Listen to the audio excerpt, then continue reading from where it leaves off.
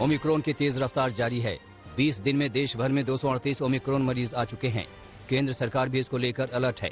आज PM Modi corona और खासकर ओमिक्रॉन के हालात को लेकर समीक्षा बैठक करेंगे। इससे पहले भी पीएम इस पर विचार मंथन कर चुके हैं, लेकिन तेजी से बढ़ते केस के मद्देनजर अब पीएम मोदी फिर इस पर रणनीति बनाएंगे। केंद्र सरकार पहले ही राज्यों को अलर्ट जारी करके तमाम उपाय करने को कह चुकी है। 2 दिसंबर को देश में कोरोना के ओमिक्रॉन वेरिएंट का पहला केस पकड़ में आया। 22 दिसंबर को ओमिक्रॉन मरीजों की संख्या 238 तक पहुंच गई। दिल्ली और महाराष्ट्र सबसे ज्यादा प्रभावित राज्य हैं। राजस्थान, गुजरात और केरल में भी केस लगातार बढ़ रहे हैं। राज्य सरकारों ने अपने अपने तरीके से एक्शन लेना शुरू कर दिया है। कर्नाटक में नए साल के जश्न पर रोक लग गई है। दिल्ली में भी नए साल की पार्टियों पर बैन है। गोवा में पार्टियों पर लगाम लगाने का फैसला विचाराधीन है। मुंबई में पार्टियों में मेहमानों की संख्या सीमित कर दी गई है। पूरे महाराष्ट्र में एक बार फिर से स्कूल बंद करने पर विचार शुरू हो गया है। दिल्ली में कोरोना के बढ़ते मामलों को लेकर आज अरविंद केजरीवाल ने बैठक बुलाई है। दिल्ली सरकार ने क्रिसमस और न्यू ईयर सेलिब्रेशन पर रोक लगा दी है। बार और सिनेमाघर भी 50% कैपेसिटी के साथ ही खुलेंगे। इसके अलावा भीड़ के इकट्ठा होने और सांस्कृतिक कार्यक्रमों के आयोजन पर भी रोक लगा दी गई है। डीडीएमए ने नए आदेश जारी कर दिए हैं। दिल्ली पुलिस और प्रशासन को निर्देश दिए गए हैं कि आदेशों का सख्ती से पालन कराया जाए।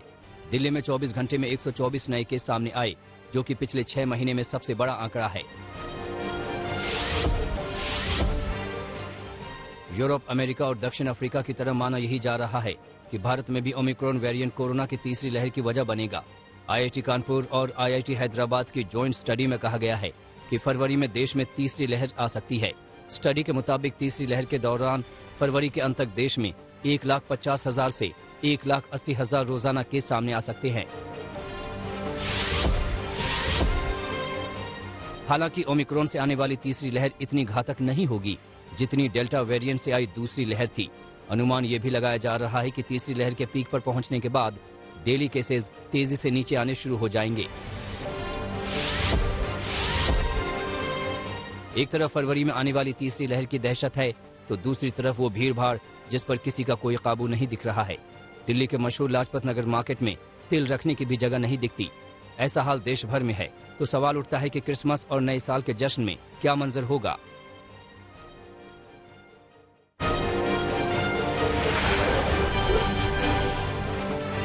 आज प्रधानमंत्री नरेंद्र मोदी वाराणसी के दौरे पर हैं। जहां पीएम वाराणसी के पिंडरा विधानसभा के करख्यांग में जनसभा के दौरान लगभग 2100 करोड़ की 27 परियोजनाएं सौंपेंगे। इनमें 5 का शिलान्यास तो 22 का लोकार्पण करेंगे। पीएम मोदी महत्वाकांक्षी और दुग्ध क्रांति की 475 करोड़ की लागत वाली बनास काशी संतुलन परियोजना यानी अमूल प्लांट की भी नींव रखेंगे। इससे न केवल वाराणसी बल्कि पूर्वांचल तक के लाखों दुग्ध उत्पादकों को लाभ पहुंचेगा। उत्तराखंड में हरीश रावत के ट्वीट बम ने घमासान मचा दिया है। हरीश रावत ने ट्वीट कर कांग्रेस छोड़ने के संकेत दिए हैं। बिना नाम लिए हरीश रावत ने आलाकमान और अंदरूनी कलह का जिक्र किया है। वहीं जब हरीश रावत से इस पर सवाल किया गया तो हरीश रावत ने मुस्कुराकर सस्पेंस को और बढ़ा दिया। मैं आज की प्रेस कॉन्फ्रेंस इस बात को समर्पित है कि राज्य के अंदर बेरोजगारी की स्थिति क्या है और बेरोजगार कितने त्रस्त हैं आज, और इसको चुनाव के विवर्ष का मुद्दा बनाने और राज्य के अर्थव्यवस्था आदि पर समर्पित है। बाकी जो मैंने बातें ट्वीट के जरिए कही हैं उस पर मैं अलग से कभी बात करूंगा। खबरें आ रही हैं कि हरीश रावत और उत्तराखंड कांग्रेस प्रभारी देवेंद्र यादव के बीच अनबन चल रही है। हरीश रावत टिकटों के बंटवारे को लेकर नाराज हैं।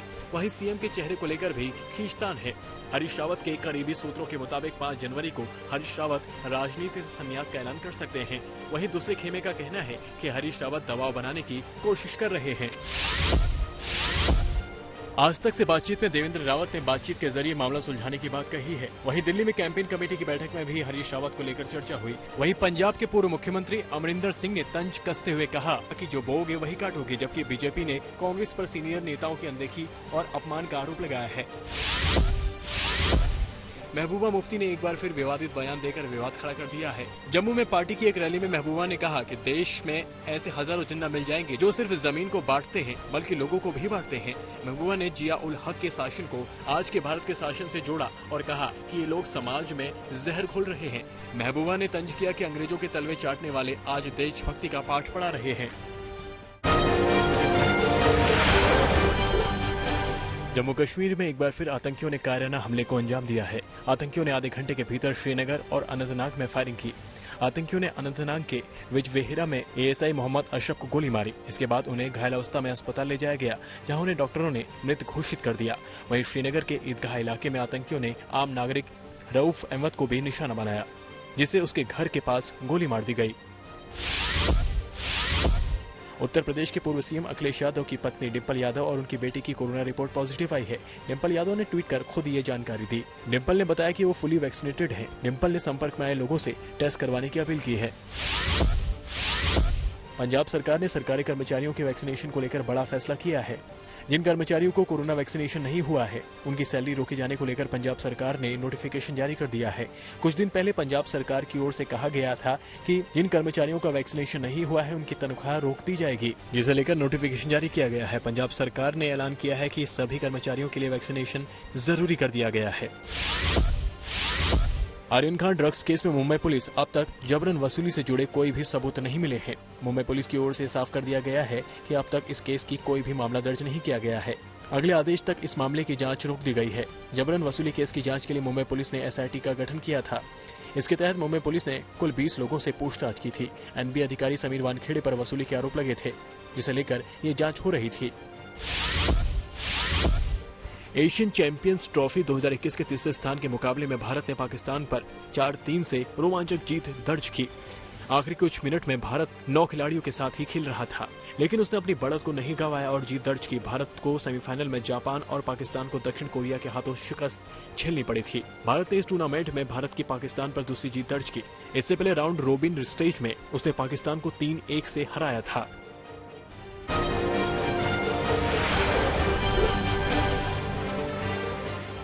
प्रियंका गांधी के बच्चों के इंस्टाग्राम अकाउंट हैक नहीं हुए हैं।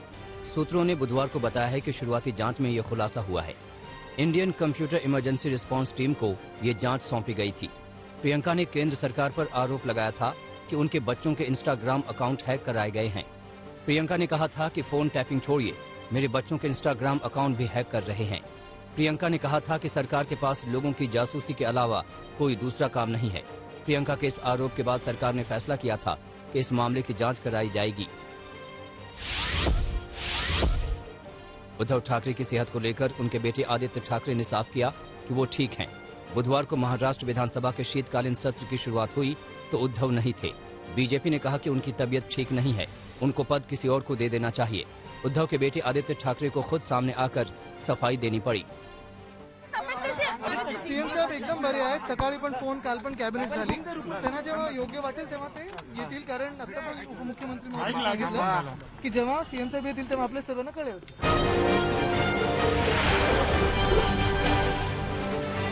उत्तर प्रदेश के बाराबंकी में कर्ज में डूबे एक व्यापारी ने खुदकुशी कर ली। मामला त्रिवेंद्रगंज का है।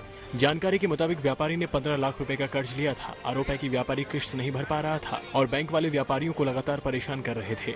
बैंक के उत्पीड़न की वजह से व्यवसायी ने फांसी लगाकर जान दे दी। व्यापारी की खुदकुशी के बाद परिजनों ने बैंक के बाहर शव रखकर प्रदर्शन किया। वहीं परिजन की मांग पर बैंक मैनेजर के खिलाफ मुकदमा दर्ज कर लिया गया है। उत्तराखंड के उधम सिंह नगर में एक दुकानदार ने एक छात्रा को इतना पीटा कि छात्रा के इलाज के लिए अस्पताल में भर्ती कराना पड़ा। मामला सितारगंज का है। बताया जा रहा है कि छात्रा ने दुकानदार को अंकल कह दिया था। इसी बात से वो इतना नाराज हुआ कि उसने छात्रा की पिटाई कर दी। छात्रा का अस्पताल में इलाज चल रहा है, मगर हैरानी की बात यह है कि अब तक दुकानदार के खिलाफ कोई केस दर्ज नहीं किया गया है। मथुरा में दिन दहाड़े 2 बाइक सवार बदमाशों ने एक शख्स से हथियारों से बल पर 1.5 लाख रुपए लूटकर फरार हो गए। मामला थाना मांड इलाके का है। जानकारी के मुताबिक यमुना एक्सप्रेसवे के सर्विस रोड पर एक शख्स 1.5 लाख रुपए लेकर किसी काम से जा रहा था। अचानक वहां 4 बदमाश आए और उन्होंने हथियारों के बल पर रुपए लूट लिए और फरार हो गए। पुलिस बदमाशों की तलाश में जुट गई है। गाजियाबाद के मुरादनगर पुलिस और क्राइम ब्रांच की टीम ने चुनाव से पहले हथियार बनाने वाली एक फैक्ट्री का भांडाफोड़ करते हुए 5 आरोपियों को गिरफ्तार किया है। इसके साथ ही आरोपी अभी मौके से फरार है। पुलिस उस मकान मालिक को भी तलाश कर रही है जिसके मकान में यह फैक्ट्री संचालित हो रही थी। पुलिस ने बड़ी संख्या में हथियार बरामद किए हैं। पुलिस की माने तो बरामद अवैध हथियारों की कीमत तकरीबन 2 लाख रुपए है। पुलिस आगे की कार्रवाई में जुट गई है। फ्रांस के स्वास्थ्य मंत्री ने दिया चौंकाने वाला बयान। कहा, देश में मौजूदा स्थिति को देखते हुए जल्द हर रोज आएंगे 1 लाख से अधिक कोरोना के मामले। चेतावनी देते हुए जनवरी महीने की शुरुआत में ओमिक्रॉन पूरे देश में मचाएगा आतंक। राजधानी पेरिस में तेजी से बढ़ रहे हैं ओमिक्रॉन के मामले। जापान के शहर ओसाका में ओमिक्रॉन वेरिएंट की कम्युनिटी स्प्रे का पहला मामला सामने मिलने से मचा हड़कंप। एक ही घर में 3 लोग पाए गए ओमिक्रॉन से संक्रमित। पूरे परिवार में किसी ने नहीं की थी विदेश यात्रा। अभी तक नहीं पता चला कि संक्रमण का स्रोत। ऑस्ट्रेलियाई प्रधानमंत्री स्कॉट मॉरिसन ने दिया अपने देशवासियों को क्रिसमस का तोहफा। बढ़ते कोरोना मामलों के बावजूद देश में लॉकडाउन लगाने से किया इनकार। कहा, क्रिसमस पर नहीं लगेगा लॉकडाउन। ऑस्ट्रेलियाई पीएम की राह पर चले ब्रिटेन के प्रधानमंत्री बोरिस जॉनसन। क्रिसमस में किसी भी तरीके की पाबंदी लगाने से किया इनकार। साथ ही कहा कि कोरोना मामले यूं ही बढ़े तो क्रिसमस के बाद लगेंगी नई पाबंदियां। अमेरिकी राज्य शिकागो में 3 जनवरी से कोरोना पाबंदी लगाने का हुआ ऐलान। बढ़ते मामलों को देखते हुए रेस्टोरेंट, बार, जिम जैसी जगहों पर जाने के लिए दिखाना होगा कोरोना सर्टिफिकेट। हाल ही के दिनों में यहां तेजी से बढ़ रहे हैं कोरोना ओमिक्रॉन वेरिएंट के मामले।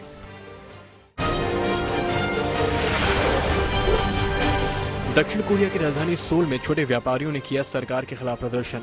वहीं त्योहारी सीजन में लागू की गई कोरोना पाबंदियों के खिलाफ हुआ प्रदर्शन। लोगों ने कोरोना पाबंदियों को खत्म करने की मांग की।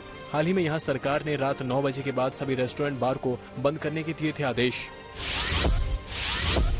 दुनिया भर में ओमिक्रॉन के बढ़ते मामलों के बाद तेल की कीमतें हुई अस्थिर। कई दिनों की गिरावट के बाद एक बार फिर तेल की कीमतों में दिखा उछाल। $74 के करीब पहुंचा ब्रेड क्रूड। यमन की राजधानी सना के अंतर्राष्ट्रीय हवाई अड्डे का हवाई हमलों के बाद किया गया बंद। बहुराष्ट्रीय गठबंधन सेना द्वारा किए गए हमले के बाद लिया गया फैसला। सऊदी अरब के नेतृत्व वाली गठबंधन सेना ने किया हुती विद्रोहियों पर हमला। बता दें कि हुती विद्रोही अक्सर सऊदी अरब की तेल कंपनियों पर करते रहते हैं रॉकेट से हमले। स्पेन की राजधानी मैड्रिड में लॉटरी विक्रेताओं ने बड़े पैमाने पर किया सरकार के खिलाफ प्रदर्शन। लॉटरी पर कमीशन बढ़ाने के लिए किया गया प्रदर्शन। दुनिया की सबसे अमीर लॉटरी सिस्टम है स्पेनिश लॉटरी सिस्टम। पुर्तगाल के एक काइट सफर ने पाल वाली नाव से सहारे पार किया अटलांटिक महासागर। 38 साल के फ्रांसिस्को लुफीना ने अकेले 6400 किलोमीटर की समुद्री दूरी को किया पार।